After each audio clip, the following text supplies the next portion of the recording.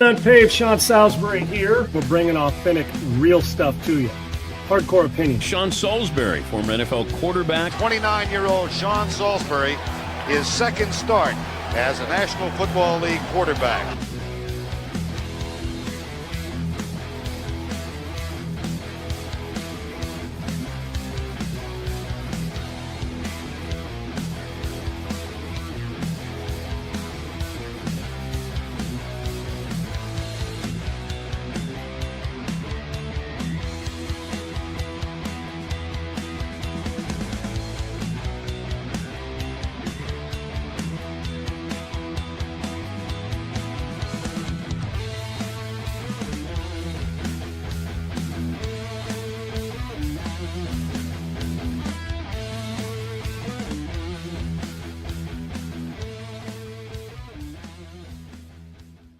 All right, welcome into UNPAVED. It's great to be with you guys here on a Tuesday. Much to get to. Segs will be along in a second, and we've got a lot. The trades aren't done in the NFL. You guys know that, whether it's draft day or leading up to it. You know damn well that quarterback's always a main topic in the NFL about this. Seems like drafts are focused on it, although the best players in this draft are not at the quarterback position. But a former quarterback in this league who's really good, underrated.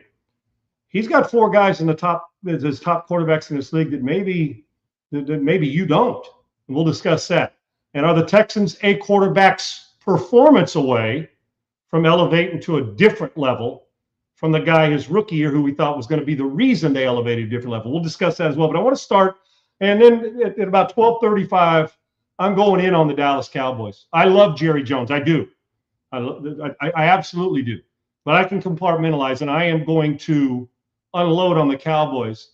They've had an opportunity for 25 years, 30 years to hire a guy, and they haven't. And I'm going to light their ass up. I've had it. But let's start with last night. National championship game. Obviously the Michigan Wolverines get Segs in here in just a second. They win 69-63. But I said last week, and Segs and I talked about it, before we went into the Final Four weekend, it was on Friday, I said, the thing that I love about Michigan is that they can beat you. We were talking about the four teams, is that they can beat you scoring 100, and they can beat you when they don't play their best and in a mutter, as we'd refer to in football. And that's what UConn tried to make it. Let's bring in Segs here now. Adam G. Sager on Twitter, my co-host. I'm at Sean Unfiltered. Segs, it played exactly. We've seen the other end a million times this year where Michigan hammered their opponent. And they were taking it on the chin early. They didn't knock a three-point shot. I don't think they hit a three-pointer in the first half. They did. They ended up, I think, Segs, what were they? 2 of 15 in a game, 13%. They were brutal beyond the arc. And they got dominated on the offensive glass, doubled up on the offensive glass. Their All-American was floundering around in the first half. And it clicked in. They started to go, and they still had back and forth. And there's a handful of plays. I think about the hooking foul. They went and got 2 free throws. I think about Cadeau and his ability to get to the rim. Lindeborg's block on the glass, Segs. It was huge that prevented a basket. Another one where he knocked down a shot. And then there was a 4-point turnaround at one point as well. It might have been the hook and block where they made 2 free throws or what have you. So they did so many things timely, although they didn't dominate the game. At one point, it was like, man, UConn, and you knew Danny Hurley, and he even said it. Dan wanted to get them into, he said, the only way, basically, when he was talking during the game, he said, really, the one way we can win this is we got to get them to kind of, it's like an uncomfortable thing, because he knew they weren't good enough to go man for man on. I'm not talking about playing man for man defense, just they were better than our team. They just are. So Danny had to try to create a different way to win, and they almost pulled it off. But Segs, your Michigan Wolverines last night proved something really valuable that we talked about, but they validated it with exclamation points last night. It is really hard, and I think it's harder to win a national championship than it is an NBA title, although you can buy players now. I do. I think it's 6 in a row against these teams, and you got game planning. In an NBA Finals, you get 7 of them to beat that team. In the NCAA tournament, you get 1 6 times. It's harder to win a national championship than it is an NBA championship. I don't care what the metrics say. But with Michigan, proved last night, This dude, Dustin May, 25 years ago, was at a coaches convention begging guys in that lobby for a GA job. He's now the national champion. So where he goes, good things happen. But Segs, two of the best coaches in the country got it on last night. That didn't sound right. Battled each other in a basketball national title game. But Michigan proved to me, we can all talk it. Well, these guys are, they can win in a high-scoring game, but they don't prove it. Well, they've proven all along they can beat you in different ways. Segs, it's rare in a national title game, especially against a team like UConn that's been there before and won, that you can get dominated on the offensive glass, shoot 13% beyond the arc, have your star player not get involved really until the second half, and quite frankly, and they out-rebounded you, not just in the offensive glass, out-rebounded you and outshot you against one of the best coaches and a two-time national champion, and you still won. To me, the way they won last night was just as impressive because it wasn't pretty, but they won the Mutter, and a lot of respect to Dan Hurley and the way they treated. I saw your tweet this morning, the way it's supposed to be. But Michigan won in a game that there were stints of their best Segs, a good block on one end, but they never spent 7, 8, 9 minutes playing their best basketball last night and found a way through 40 to mud their way through to a national championship. When you look at the score, you think, oh, what's that, halftime? Yeah. Is that 4 minutes into the second half? But they did what we said. They can win in the 60s and they can win in the 90s. And they proved it last night against a damn resilient UConn team. It was a good one. Yeah, it was. I mean, like you said, Dan Hurley came out and said early on, we have to, basically just try and beat these guys up into submission to where they kind of give up. And that's one thing Dusty May and this team is never going to do. Yeah, it was frustrating to watch the first half because UConn's strategy worked, by fouling the shit out of the Wolverines. And that's where, 25 of 28 Segs too. They shot almost exactly 90% from the line. Yeah. That was the biggest difference in the game last night, to knock down those free throws when UConn put them at the stripe. Well, and they scored 63 of their 69 points, Michigan, in the paint and at the free throw line. So that's not their MO. They average 11 threes a game. And like you said, 2 of 15, the shots weren't falling. And Lendeborg, you could tell he was hurt. He couldn't move out there. And he still played good enough defense. It's almost like you see a lot of stars I'm going to get mine on the offensive end and I'll take a break on the defensive end. It was almost switched. He didn't take a shot in the first 10 minutes of the game. I know. He was still 0 for 0, but he was working his ass off on defense. And you said it. I mean, the number one strength of schedule this season was the Michigan Wolverines, 37-3, the number one ranked defense, and the number 4 ranked offense. That's how dominant they were. They were in the best conference. They won that by 4 games. So, yeah, when you take all this into account, and I think it was John Fanta, who's a great college basketball follow if you don't follow him. He said, this is some of the best talent we've had in college basketball in years this year. And this Michigan team just dominated their way to a national title, and they have to be considered as easily a top 5 team ever. And they're argue for top 3 in that top spot. There's arguments for it. Segs, the thing about it is that with that talent, they didn't have to rely on their star to win. Right. And that's hard. And usually that guy's got to rear his head some way. And he did. I'm talking about a lot of times, that guy, if he doesn't take over, the other team's star does, right? You just see it. Yeah. And when's the last time, and maybe I'm wrong, I haven't even looked at these metrics, but do you realize we had a game last night where neither team had 10 assists? Both teams. Michigan has 7 assists in the game, which goes to 13% shooting from beyond the arc. Yep. Well, I mean, you start to look around, you're like, damn, it's a good thing they played defense and that they capitalized at the free throw line. But Segs, how often do you hear me say this in football or in any sport? Can you be a difference maker when the best part of your game is not doing, you're not playing it well? Lindeborg, as you mentioned, All-American wasn't, but where most guys would pout on the defensive end, try to get theirs on the offensive end, he decided, I'm not getting mine. I'll do everything I can to create opportunities by playing great defense, and hopefully somebody else can get good.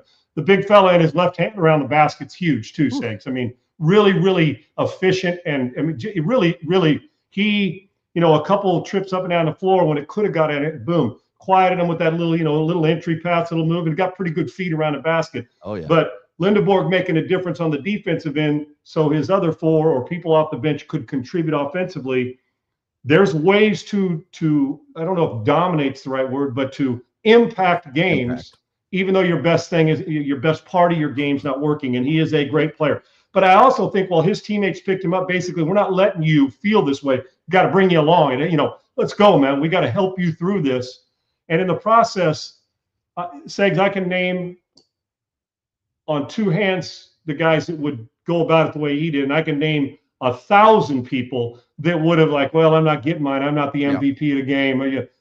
But it just goes to show you what the culture is being created by Coach May and the way they responded. It was for a game that was lower scoring and didn't have all the elements of flashy basketball. It was old school. Pound it inside, get to the free throw line, and play defense. Yeah. What a novel concept. While we talk about the game is changing so much, college is looking more and more like the NBA with 3-pointers, and it's looking more and more like with money and transfer portal and NIL. But Michigan won it the old-fashioned way. They earned it with pounded inside.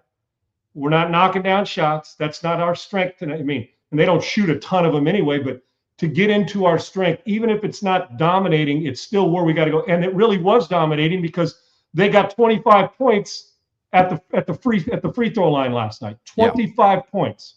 So, and I think they shot 12 or so more than UConn did. So you got to respect, even if you're UConn or anybody else, that they were able to take your pounding and your body blows, which Dan Hurley wanted to deliver, knowing that they didn't. There was no knockout punch against Michigan. They're too good, and they withstood the body blows. And they may all not want a rematch, but damn, was it a good basketball game, and it looked old school. And the truth is, both of the coaches last night, there's no mystery why it looked old school. There is zero mystery why it looked like that. Smart coaching by both, and the best 2 teams were in it last night, the way they played. The best part about this Michigan team was, and I tweeted it, was, Sweet 16 was 3 or 4 guys. Then the Elite 8 was a different 2 guys. Then the Final 4, it was Cadeau and Mara in the Final 4 game against Arizona. Then last night it was Cadeau and Merez Johnson, who had struggled offensively early in the tournament. He comes back, and I thought he was the player of the game for Michigan with his defense and his scoring inside. So, it was just. And Cadeau ended up being the player of the tournament, didn't he? The Final 4? He got most well-deserved player. So, and that's a kid that North Carolina, I'll never forget it. When he transferred to Michigan, all these North Carolina fans came out and said, oh, good luck with that. Have fun with him. He sucks. Well, most outstanding player of the NCAA tournament. And by the way, if you don't think the transfer portal or that works, it works. Whether you like it or not, it's another thing. Yeah. 5 starters for Michigan, all 5 came from somewhere else. UAB, I think is it UAB? I think UAB, North Carolina, UCLA, Illinois, and Texas Tech. Texas Tech, Alabama, Namari. Texas, right. So the thing is, 5 of them. It may not be the last time we see this with the transfer portal, but it's something to get your guys ready to go when you got 5 new players. Yeah. And Tennessee women's basketball is going to be faced with that with 12 new ones or whatever it's going to be. But congrats to Michigan, and I'm sure it was fun for you. Yeah, real quick, the guy I feel bad for here is Terrace Reed. The kid starts his career at Michigan, plays 2 seasons. Dusty May comes in, brings in Merez Johnson, brings in Adai Mara, and Terrace Reed was planning on staying. When they brought in, I think it was Mara first, he's like, yeah, I'll stay, I'll play the 4 and we'll make it work. Well, then Merez Johnson said he'd come, and Terrace Reed from St. Louis just said, I'm not going to stay here with these 2 guys. And it made sense. Lindeborg was there too. So he moves on to UConn. 2 years there, 2 years at Michigan.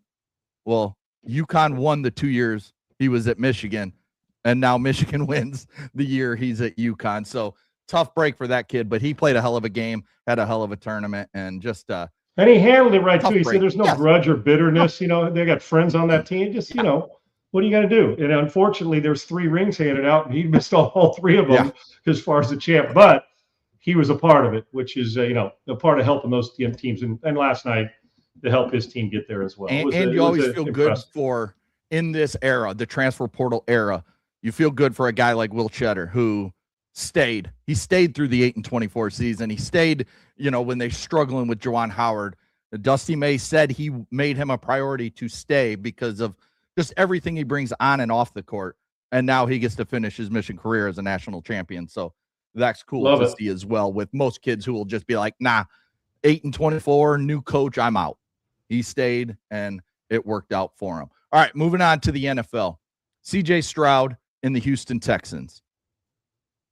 We talked a lot about how he's the key to this team taking that next step. And DeMeco Ryan said he sees a dialed-in CJ Stroud following his disappointing year 3.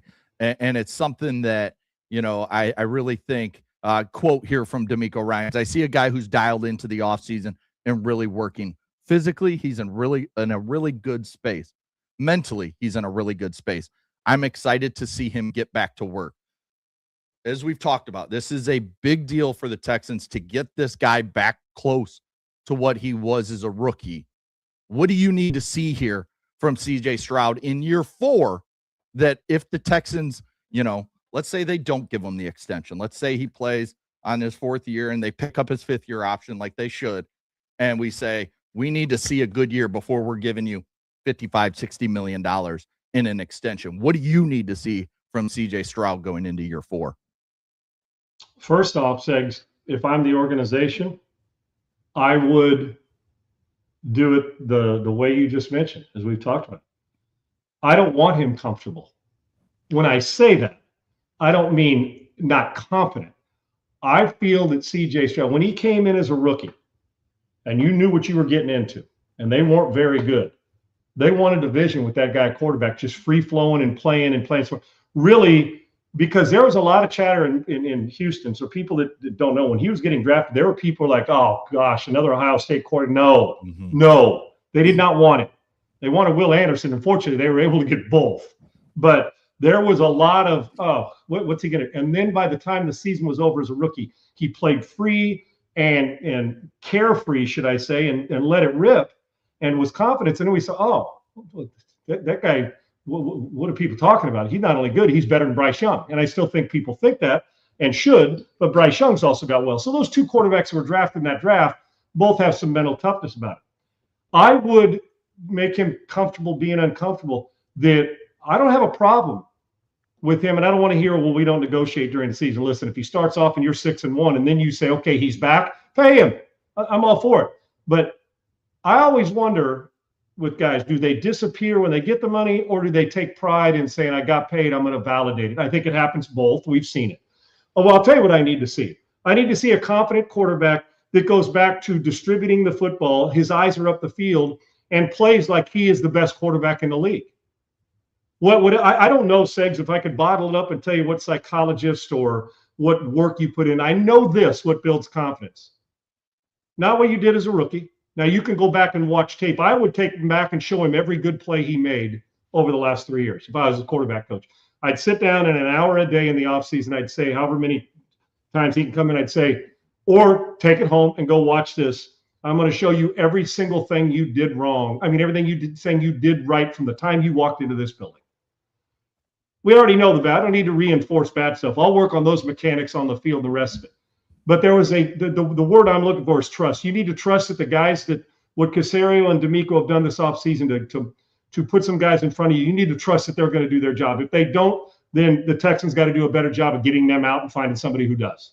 You have to trust that you can't just rely on, well, Tank's out. You can't be emotionally affected by those things. The one thing I need is a cold-blooded prick when it comes to running offense. I don't mean to treat your players like that, but your mindset has to be there's not a damn thing in the world. You don't want to be the guy they say this.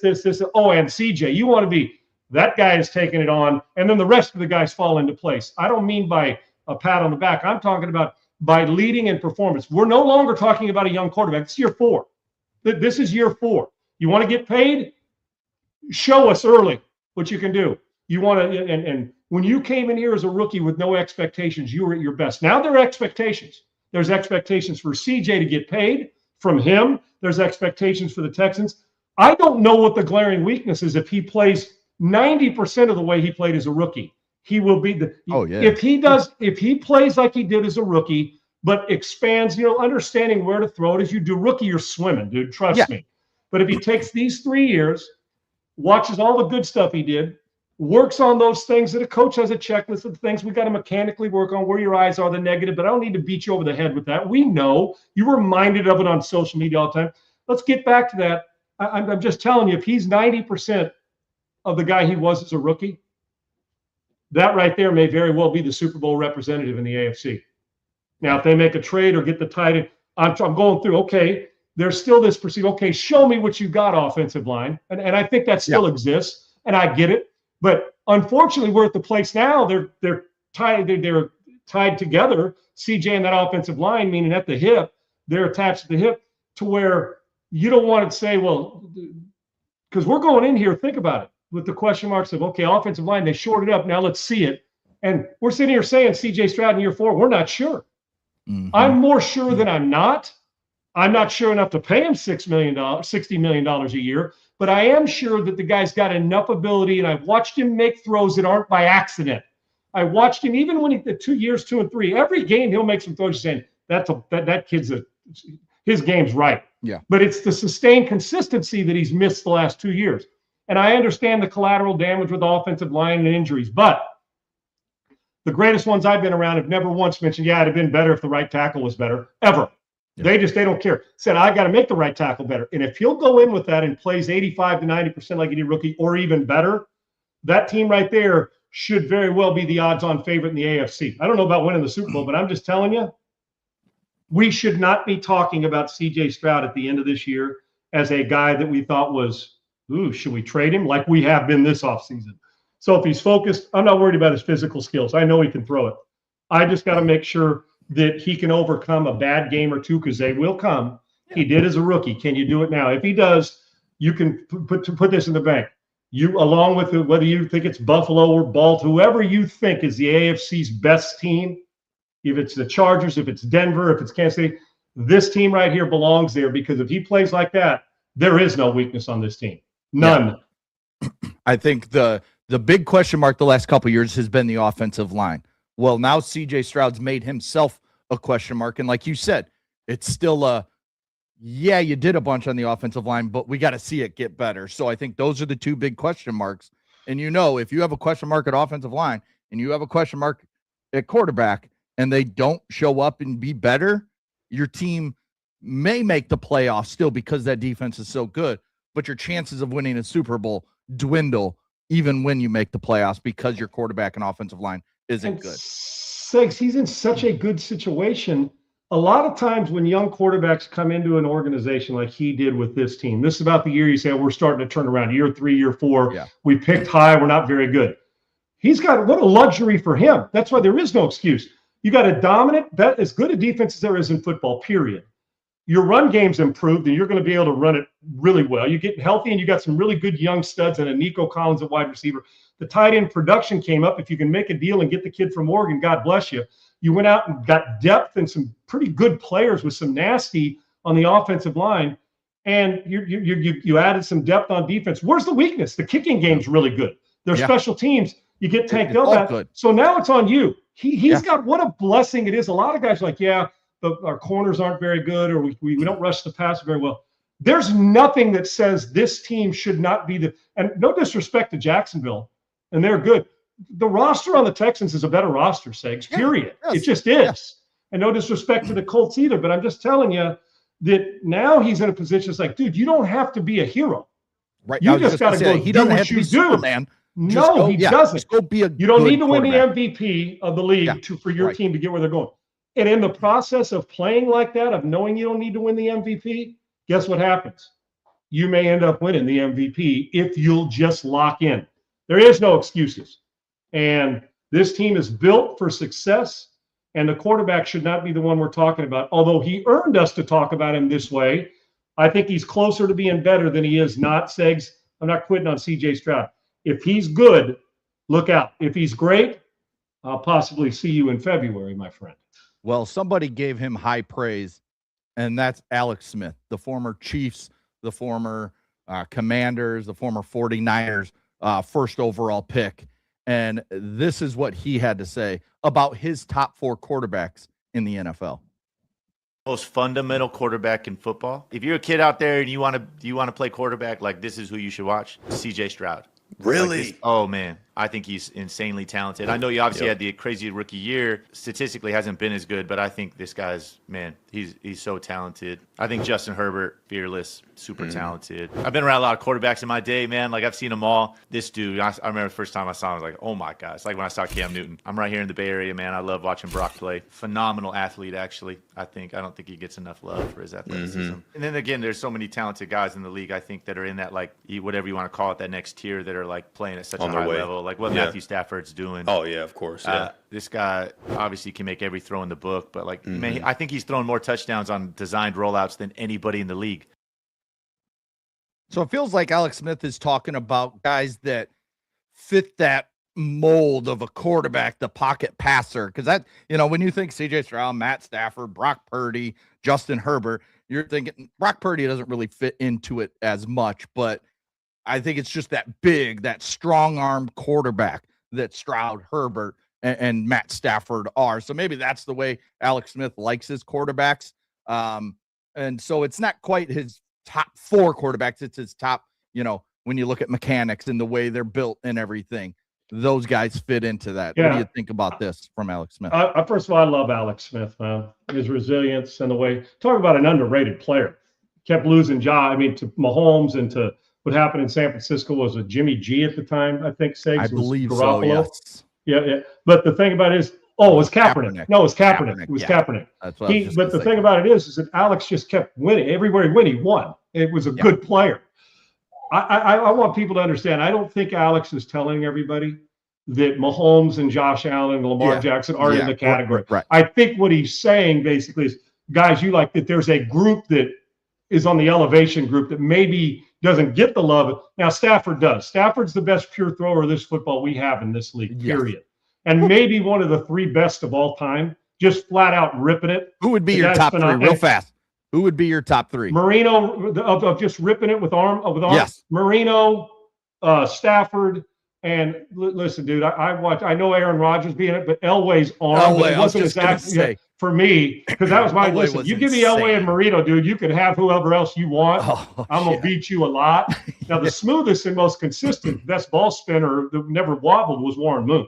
Dude, I never saw him throw a wobbly ball. But yeah, so Stafford's in that very rare team picture.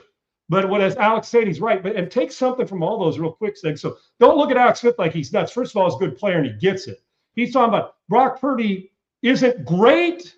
When you say great, this isn't fair. He's really smart, high football IQ. When you throw him into a computer, he's not going to come out. Well, he was the last pick of the draft. You're going to go and say, well, he's not real big, arm strength, but he's good at everything.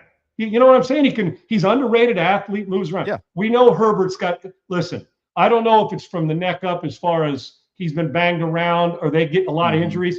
But anybody that questions Justin Herbert's skill set ain't been watching since he's come into the league. The guy is a beast, and he is. And he made the exact comparison. And quite frankly, Herbert's a better thrower than Cam Newton, but their size when they walk into the room, you're like, that's an outside linebacker, both those cats. And then you obviously, with the CJ Stroud Segs, we've said it, we've talked.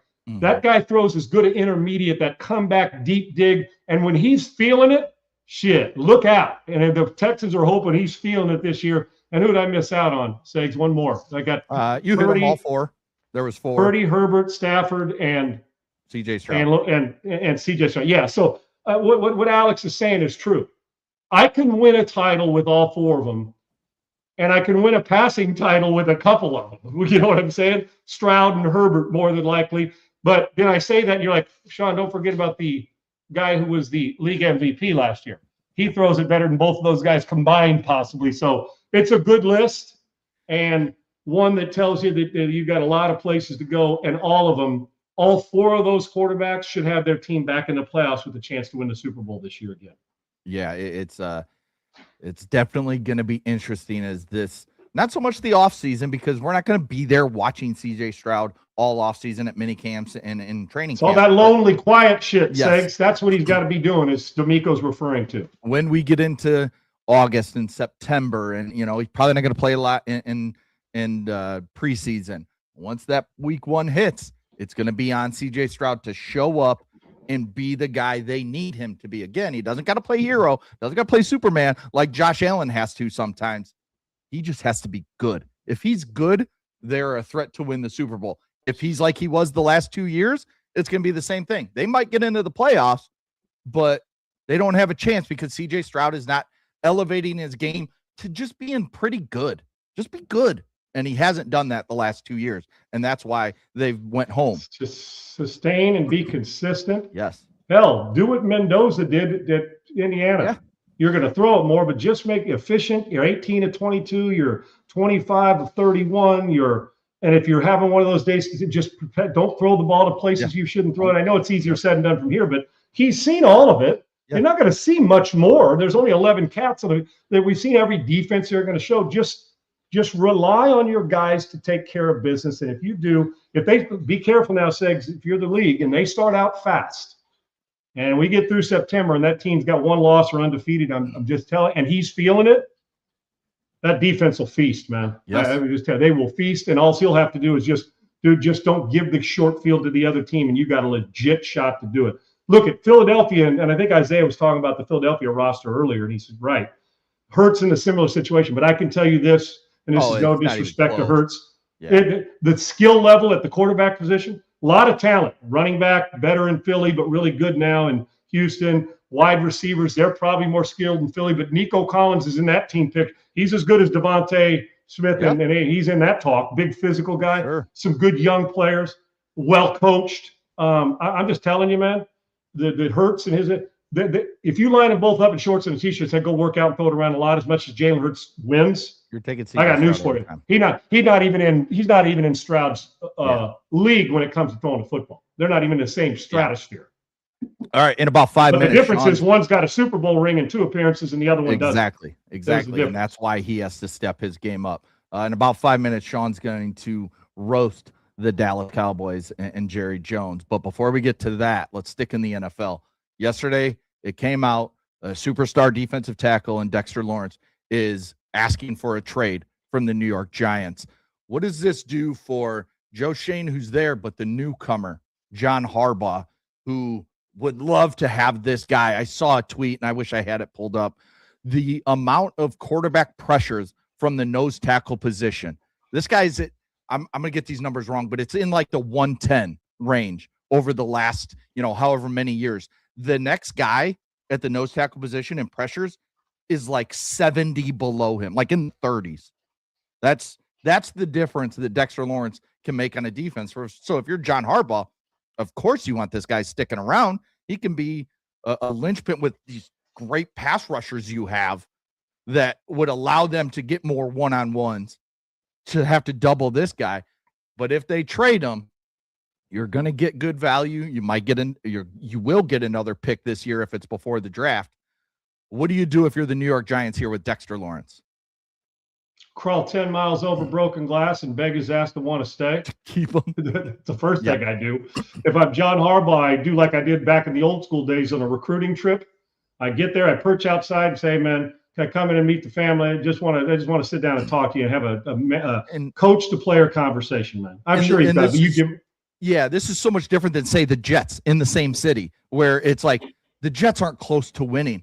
The Giants have Jackson Dart. They have, Scattaboo. They have Malik Neighbors, who's coming back from an injury. They have talent on that roster. They got some defensive front seven, like you mentioned, too, Segs. They got some defensive front seven. They got pass rushers. So in another top 5 pick, that could be, a wide receiver, another wide receiver that helps the quarterback. So this isn't the same as like the Jets, where it's like, let's trade a guy like Dexter Lawrence to get more picks because we're trying to be good in 2 to 3 years. The Giants are trying to be good now. So I think they should be better. Yeah, if they get healthy and good quarterback play and they can dominate the defensive front, they're going to be in all of them, Segs, because Philadelphia, while talented, reeling a little bit, with their ear hurt stuff. We obviously know the Cowboys every year find a way to go through a stint where they're the best offense on the planet, and then they come back 3 games later. You're like, do you guys stop anybody? Is this the same team I watched in September playing in October, and vice versa? So they are the Giants are in position. In truth, obviously, Segs, I'm sure John Harbaugh would And you got a coach that gets it. He's coached defense. He understands. When I say coach defense, he's coached a great defensive team, meaning in Baltimore, and he's seen how their team evolved in Baltimore. Segs, here's the one thing. This ain't the transfer portal. You may want traded, but doesn't mean you get to get up and leave. Right. I'm not giving you away. Did I tell him? I say, listen, I understand player empowerment, but I want to know the reasons why he wants to leave. If he doesn't want to share them with me, fine. But this is why texting and all the shit we have and all this stuff on social media, we have lost a little bit of the relationship thing. And sometimes it's okay to put your arm around a guy and say, man, where are we in this? And maybe they do that. But I think that's, not the Zoom call. Get your ass, if you got to fly to him, fly, and just talk. Yeah. And it doesn't mean I got to trade you, dude. I ain't giving your ass away. That's a compliment to you. I'm not just trading you to trade your ass because you want to go. Player empowerment's fine, but screw your player empowerment if it's going to kill our team and not let us get the value we want. Now, if I'm a team now and I heard this, they've got 25 calls this morning. Okay, I'm calling the Giants. Say, ooh, there's a lot of talk. This guy, I'll take him on my team. You damn right. So I try to work it out, Sigs. I'm not giving his ass away.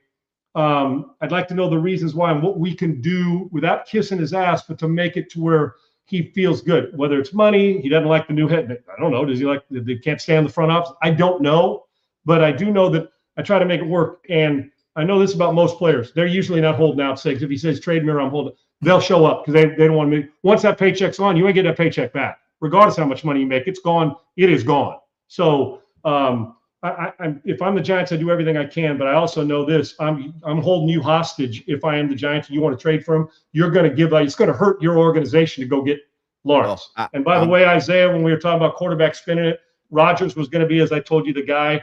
Elway's arm did it. But if you're just talking about straight accuracy and stuff, Rodgers would be in the top 3, top 5 of all-time ball spinners as well. As yeah. We talked about. If going back to Dexter Lawrence, if I'm my Chicago Bears, I'm sending 25. I'll throw in a sweetener next year in the 27 draft, a third or a fourth to get a deal done because couple Splendas in the next year, a little couple Splendas for your coffee. Yeah, he is the perfect fit for what the Bears need in the defensive that and it would the dominant player. Yes, the friggin' dominant player. It would be a monster acquisition for the Bears. So I hope that they're at least reports are they're calling and they're checking in. We'll see if something can get done in the next couple weeks before the draft for the Bears or any other team that wants to get involved for Dexter Lawrence. All right, Sean, now's your time. We opened the show. You mentioned you were going to talk about this. Jerry Jones and the Dallas Cowboys, Troy Aikman, their Super Bowl winning quarterback from the 90s. You mentioned it has not been around the organization at all in the last 20 years. He's now part of the Miami Dolphins organization. And he came out and said, basically, the Dolphins are willing to let me in way more than the Dallas Cowboys ever have since I retired. What does that say about Jerry Jones and the Dallas Cowboys? Well, Segs, first off, when an outsider outside your family who doesn't know you very well decides to make you part of their family and your own family won't, there's a problem here. And I'm talking about Cowboys Dolphins, right? Mm-hmm. Listen, and this is, well, maybe emotional because I know Troy personally. He's been a guest on our show, as you know, but this has nothing to do with that. This isn't he's my buddy. This is just simple football stuff. Sans Roger Staubach's Calvin Hill's great Bob Hayes' great Dallas Cowboys teams. Aikman was a part of the greatest run in Cowboys history. Yep. Now, for years, I fully believe this, and Troy has not said this to me, but I fully believe this, that if the Dallas Cowboys would have offered him the assistant GM or the GM job on a daily, where it was a full-time gig, I don't think Troy Aikman would be broadcasting right now. I don't. I think he loves the strat. I think part of this NFL game, while Troy's adjusted, adapted as a broadcaster, I think he watches a game sometimes. You can hear it in his voice when he analyzes it. And he's so precise and dynamic and good. He's not yelling and screaming. It's not hyperbolic. Troy is actually speaking. The one thing I know, he's not a hot take guy. He's never been. He's just never, in any aspect of his life, it's like, this guy's offsides 3 times. Get his ass out is basically how Troy does his stuff. Here's a guy who, go talk to, if people want to ask Michael Irvin what it was like to practice with Troy Aikman and vice versa. Go ask Emmett. Go ask Aaron Woodson. And by the way, or guys that played on the offense. By the way, aside from the ass-kissing ambassador stuff when guys come back and you shake their hands, thanks for coming to Legends Weekend and you're on the sidelines, you're once a Cowboy, always a Cowboy. I want you to tell me one Dallas Cowboy, and I'm not talking about when Jason Garrett broadcast was the head coach. I want you to tell me one Dallas Cowboy from that era, and maybe I'm missing, that's involved with the organization other than Mr. Ambassador, shake hands, you're a Dallas Cowboy, we got 1 million rings. I don't know of any of them, especially the big dogs. Now, it's not always a wise thing in business, Dallas, to go out and hire a guy who's a former player and you're going to make him a GM. That doesn't always work out either. But you've seen enough of this guy to know that I can tell you what, if you sat down, put Marino or an Aikman, I'm just using quarterbacks, Peyton Manning, Brady, Warren Moon, stuck them in a room. The new ones, Lamar Jackson, Stroud, and put it like the eras from the 70s right on down to now. Say 3 from each era. Yeah. I'm going to tell you, can talk as good a football and is as big a grinder as any of them. The guy who wore number 8 in Dallas. I'm just telling you. You as the Dallas Cowboys have had, you preach family and always a Cowboy. Jerry and I, and you know my affinity for Jerry Jones things. I love him. Mm-hmm. But you got to be called out when you need called out. There is one reason Troy Aikman's not a member of the Dallas Cowboys front office or hasn't been, and you damn well know he's wanted to be, or he wouldn't have taken the Dolphins gig. Short of begging, which Troy won't do, and pandering, he has wanted to do this for a long time. You have a guy who's, aside from Roger Staubach, the greatest quarterback, and your 2 Hall of Famers. Mm-hmm. They're in that conversation. Who loves Cowboy football, but has to be a broadcaster. Who loves the grind of everyday studying tape and loves the X's and O's of it. Who isn't going to kiss ass on player empowerment, but knows enough when to put your arm around them and how to keep it going. And was a part of as good a football franchise for a run that we've ever had. The Steelers, 49ers in their time, Cowboys, the New England Patriots. I mean, there wasn't anything they didn't do well. They should have more. He's part of the reason that they're known as America's team. That's from exactly those 90s right. Championships. All he did was put an exclamation point on what Roger Staubach and Tom Landry and that group started, and plenty of other great ones. But I don't know. Jerry is not going to a Super Bowl anytime soon, continuing to do this. I have a lot of respect for the Jones family, but I just don't get. It's almost as if he wants to let him get close, but I'm going to keep him away because that's the last time we won. And I don't think Jerry wants anybody to have credit for it but him. Exactly. I honestly think that because if you were smart, if you were smart, even then, let's say in 2000, Segs, after Troy retired in the midnight in 2000, and you say, come on and be the assistant GM, dude, your football insight is something we need. Look what that Falcons just did with Matt Ryan. Perfect. Right. And there's a similarity. Both grinders, both love football. Look how quickly Matt got off the set to go in and want to be the GM or president of football ops, whatever it is. But Aikman's grind, you saw it when he played. You listened to him as a broadcaster. He lives like a stone's throw away from where Jerry is in Frisco. I mean, and then the guy, short of going up and jumping on your back saying, dude, I can do this. And he would have started out working underneath, just helping sift his way through. There's not a lot of ego that comes to his grind. I'm just telling you. That's what he was, such a perfect fit for what the Cowboys did. He didn't have to carry him, but when you needed to him, he could. And so while I shy away from, automatic, he played, put him in the broadcast booth, or he played, put him in the front office, this guy's built different. Let me ask you, if I said the Indianapolis Colts are going to hire Peyton Manning to replace Chris Ballard, and I think Ballard's done some good things and some things not so good. Yeah. Would anybody in Indianapolis say, oh, no, former player, he doesn't know what he's doing? Or would you say, shit, yes, let's go? Yeah. Whole new, the grind. Aikman is an earlier version, and he hasn't lost contact with the NFL ways now.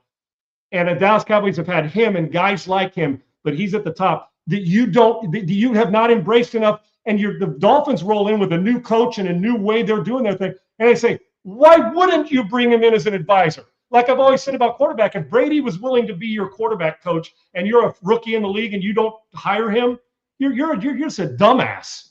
But the Cowboys, and they haven't been to the Super Bowl since the 96 Super Bowl, 95 season, and they're not going anytime soon either because it feels like ego and who gets the credit has been more important in that organization than how we get and put another ring on our finger. I'm not saying Troy would have won 3 Super Bowls with him, but I'll promise you their front office would be better because that guy's pride in Cowboy football and football alone would have permeated through the building. And now you let somebody else come in an advisory role. If he will take it serious.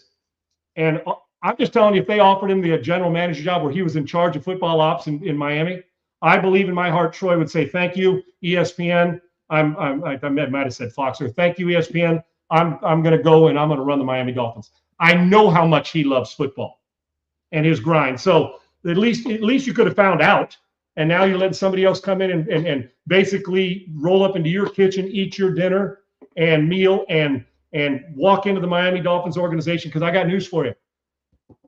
When that guy walks into a room, he's business. Yeah. Aikman has been business, and I just think the Cowboys. There's a reason why they haven't been in an NFC Championship game sans the Des Bryant play against Green Bay, and they didn't get in then either. I know they think they should have. I understand that, but when things aren't going the way you want them to, Segs, and you keep doing the same thing, that's the purest definition of insanity. But you got a guy that's in your backyard. You don't even have to pay moving expenses for, and you stick him in there, and he would have made the Cowboys better because he knows more about football than anybody else in that building today, period. And I just think it was a major miss on the Dallas Cowboys part, and somebody else came and swooped in. And I'm being kind to the Cowboys, and I do like Jerry, but I'm going to tell you what, continue to make decisions based on who gets the credit, and you'll continue to come up shy and watch everybody else take the rings that you had in the 90s and smile at you and smirk. You're no longer being laughed with. The Cowboys now have been the butt of the joke, and that's got to piss off. I'm going to tell you what, I know who it pisses off. I've listened, is number 8 in the Dallas Cowboy uniform. He hates it. And they're competitive things. I'm talking about competitive where you're playing in February. Think how many more teams have gone to the Super Bowl since the Cowboys last. I'm talking about teams that aren't the Steelers going to 5 or winning 5 or 6 or the Patriots that have been there. And the Cowboys, we go in every year like, oh, same old Cowboys. Yep. Could not have Troy Aikman helped you? The Miami Dolphins think so. I think your point here with the Dallas Cowboys kind of permeates to other organizations as well. Let's look at New England. Kraft doesn't, he could have had Tom Brady like he is with the Raiders, yet nope. Robert Kraft wanted all that in New England. Peyton Manning went back to Denver before he went back to Indy because Jim Irsay, kind of the same way. When you look at certain owners, and then you look at certain owners like Ross or the Miami Dolphins, who, remember, they tried to bring in Marino as like VP of football ops, but then he realized he doesn't have that same like drive of football like Troy Aikman, like you're talking about. And he just said, I just want to be an analyst on TV. He, resigned from the position after a couple weeks, but they still tried it. And it just wasn't Dan's thing. See, and Aikman's grind is different than Danny's when it comes to that. Yes. Right. And we've seen other organizations bring people back to be part of their organization, and Dallas and a few others, but specifically Dallas, you said it perfectly. Jerry Jones and Stephen Jones, they want all the credit. They don't want someone else to come in and make decisions. That's why the GM, he's the owner / GM, and Stephen Jones just kind of does what Dad says. That's it. That's the Dallas Cowboys. Aren't great business people. I'm just, for me, and it just bothers the hell out of me that great business people, the adapt and adjust thing. Okay, you got your rings. But more people now are talking about you've disappeared about the Cowboys than the rings they won in the mid-90s, other than the guys that were on their team. Obviously, they wear them with pride. But we're now talking about why they're not going as opposed to what could have happened to get them there. Now, I don't know if Troy would have gotten there, but I can tell you this. If you would have experimented and tried it out soon, you might have discovered something really special. Because when Aikman walks into a room, anybody that's ever been into a room with him, or there's a different feel. And I'm just telling you, people go on their P's and Q's when Troy walks around. Not that he's wielding a big stick, and there's a presence. And the Cowboys have had. When's the last time they had presence? Now, Jerry's the best marketer in the world. The Hall of Fame, no doubt. Now, if you'll just shelve it and say, okay, what do I want to be known for? A guy who came in from Arkansas, had all this money. First off, you got rid of Tom Landry, and that bothered some people. But you got Jimmy, and you finally started to come around to that. That got in the way. And then Jimmy's retirement and putting him in the ring. Okay, now we fix that. And now you got a guy like Troy Aikman, and you know that it's Jerry's ego, because guess what?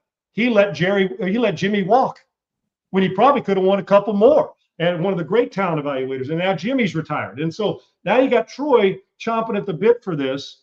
And you think, okay, so am I missing out? Yes. So what are we more known for? The Cowboys winning the Super Bowls, which people in Dallas will say yes. Or is it shifted now to the point like, Jerry, do you want to go, you're 105 and you finally pass away. What's going to be your legacy? The Cowboys that would have won it with or without you, thanks to Jimmy Johnson's trade with Minnesota, get these guys. Mm-hmm. And you did everybody knows you're great. Do you want credit? If you do this again and put your ego aside, you're going to get extra legacy credit saying, we finally did it. He turned around. He shifted his narrative and went into the only thing that matters is winning. Because once those guys, that core left and he's kept them at bay, close enough to be their buddies, far enough away, they don't get the credit. Now he's pushed Aikman further away, not on purpose, but I just don't understand. You got one of the great players of all time and one of the great football minds that you didn't allow him to be a part of your organization. Miami said, new coach, let's go in and swoop that one up. Why wouldn't I want his knowledge? I just don't get it.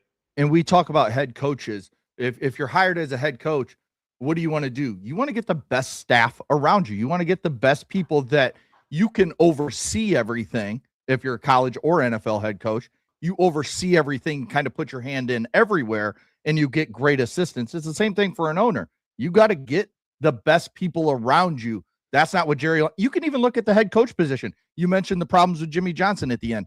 Bill Parcells came in, did some good things, but then it was he wanted some power, and Jerry said no, and then he left. Look at his coaches. Jason Garrett, not the big I need all the power type of guy. The guy they just fired, and then the guy they replaced him with, not big names. They're never going. Everybody always remember Mike McCarthy. Now they got Marty. Brian Schottenheimer. Schottenheimer. They're all good coaches. Good coaches. They're never going to go for power. He's never brought in the signature coach that would get the credit that he desperately continues to crave. Because if he did, they'd give that guy the credit. He wouldn't get it. Right now, if they win, guess what? Jerry, look what Jerry's done. He did it his way. But if you would have brought in that, and with Jimmy, just to validate your point, Wanstead, Norv Turner, Hudson Houck, the list goes on and on. You know why Jimmy did it that way? He hired coaches he expected to be head coaches because he knew that if they won, it'd still fall back on him because he took his ego aside and hired the guys that gave him the best chance to teach, coach, and win. Jerry takes it to a point and says, nah, it's going to cut into my credit. Yeah, don't. It's going to cut into my credit. Give me the credit. And guess what? Now the credit's going to shift to, and it already has, who's the reason they haven't. Right. And that pains me because Jerry's great fun and loves his football and loves his Dallas Cowboys. But you're going to keep loving the runner-up if this continues. And Aikman got away. Aikman is the one you go back and say, man, that I was dating this girl in high school. She was really cool, or in college, and I screwed it up, and I let her get. And now she's married, and she's married to the guy who's changed the world. And the big reason why is because the woman helped him change the world. Well, in this case, you got a guy who could have. And listen, it's insanity, man. It's the same conversation, Groundhog Day, every year about the Cowboys. Maybe a different rapper, player. It's the same conversation. But you know what the center focus of it is? It's all the same. The guy running the show. And you let Troy Aikman get away because Troy Aikman is a different breed when it comes to understanding business and talent. He would have served the Dallas Cowboys well. He'll serve the Miami Dolphins well if they give him enough power to be have a difference, have a say in making a difference. Yeah, it's just it is something that's frustrating when you think about it, and especially when you're. And that's not even my team, but I know what Aikman's about, dude. I just do. Right. And it's something that could have, like you said it perfect. It could have been special to bring Troy back, maybe a year or two after he retired, and you make him part of that front office, and he develops into, by now he'd be like the 3 years to just learn it. Assistant GM saves. And it just, but like we said, Jerry will never give up that power. He'll never give up the roster decisions to somebody other than his son when it comes that time. Because we all know Jerry's making the final decision, no matter what they want to say about Steven. Jerry's in that ear saying, do this. And you know what else, Segs, that you don't have to worry about? You don't have to worry about a lazy guy who just took the job because it was for optics. Right. With Aikman, it wasn't I know what I'm talking about because I played against some good players and I won Super Bowls. Yeah, who gives a shit? Plenty of broadcasters are on there. They talk it, that they've been in Super Bowls, and they couldn't talk their way out of a wet paper bag, and they suck at their job. But we put them on because they're a warm body and they got a ring. Then after about 2 years, we realized, yeah, the ring's good, but you ain't any good at this. I got to get somebody up here who tells me something. Aikman tells you something on Monday night, but he also knows. I think his hankering, in my opinion, his craving to impact an organization without a mic in front of him, he may do it for the next 15 years, but I'm just telling you, that one thing, Sage, you say, oh, the dream job for me came around. Broadcasting feels like a pretty good dream job. Yeah. But all that one thing came around, it's like, I'm just, this is my opinion, and Troy can discount this any way he wants. I think that if Troy Aikman, if you said, dude, we'll pay you $5 million a year, $3 million to be the top paid in 2 years, but you had to give up that broadcast job, Segs, I believe he loves football so much, and there's a pride about him that believes he could build a Jimmy Johnson winner. I'm not saying he's Jimmy, but I think that Troy Aikman would. I know 15 years ago he would have. And I don't know if now he's at the age where he's like, I'm going to do this, but I still love this. And he's working with a great guy in Joe Buck. But I think the Cowboys missed out on an opportunity, and it's not just 1 week or 1 year. They've been missing out on this opportunity for 20-plus years. And Troy would have done it at any point in time to be a part of that organization. Who wouldn't? You could say the same thing about his alma mater in UCLA.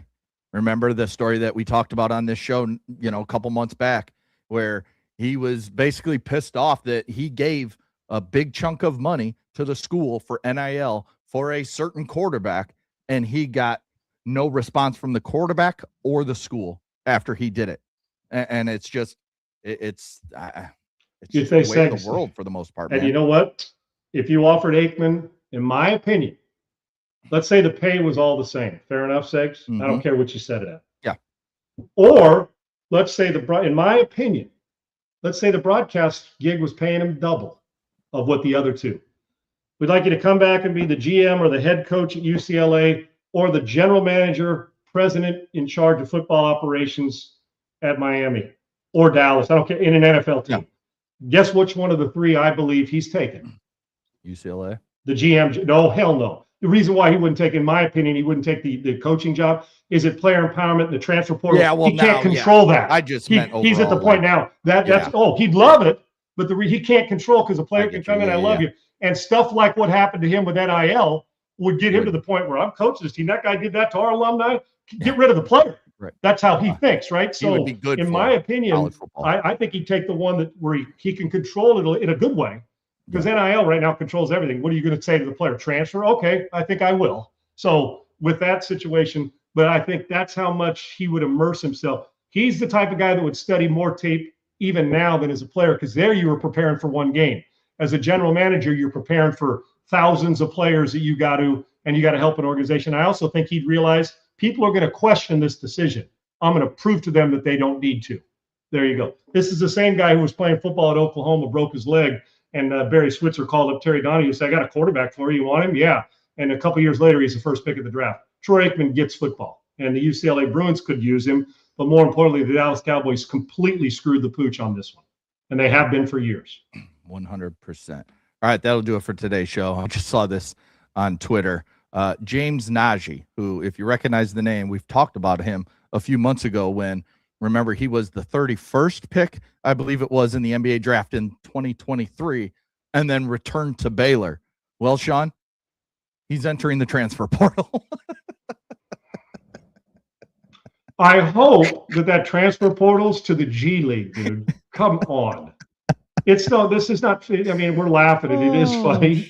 Yeah, but the fact that he can enter the portal, is he going to go to a place that can challenge? I mean, we already got this going on. Chandler, the Morris kid, he wants to come back and they won't let him, but they won't let Chambliss come back. This guy's played, he's already been on it, was a top 35 pick, and now is back and then he's going to enter the transfer portal. Dude, here's what the transfer portal, get your ass out of college basketball. That's the only answer to this. I am so tired of this, but Segs, until you just shut it down, these guys are going to milk it as long as they can. Yep. And if you're an opposing organization, I mean, a university wants to bring him in, don't.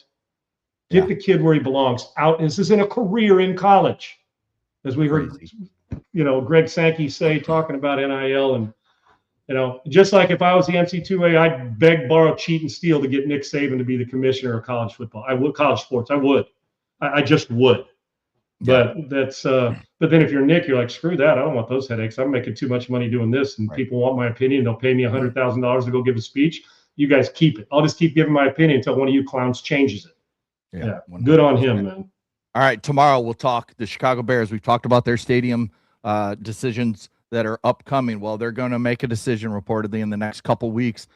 Illinois still has to pass certain legislation to make it feasible for the Bears to stay in Illinois, which is just mind-blowing. You got the Chicago mayor still trying to keep them in the city, which isn't happening. And then Indiana's trying to lure the Bears out of Illinois into Indiana. We'll hit that tomorrow. Segs, I want to ask you one question before you finish the tease and get out. Or mull it over, or you can give a quick one-sentence teaser for what you're going to say about it. As a diehard Bulls, Bears, Blackhawks, White Sox guy,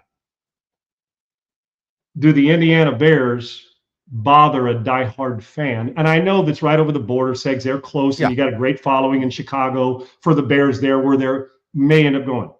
Does it change your feelings about your team?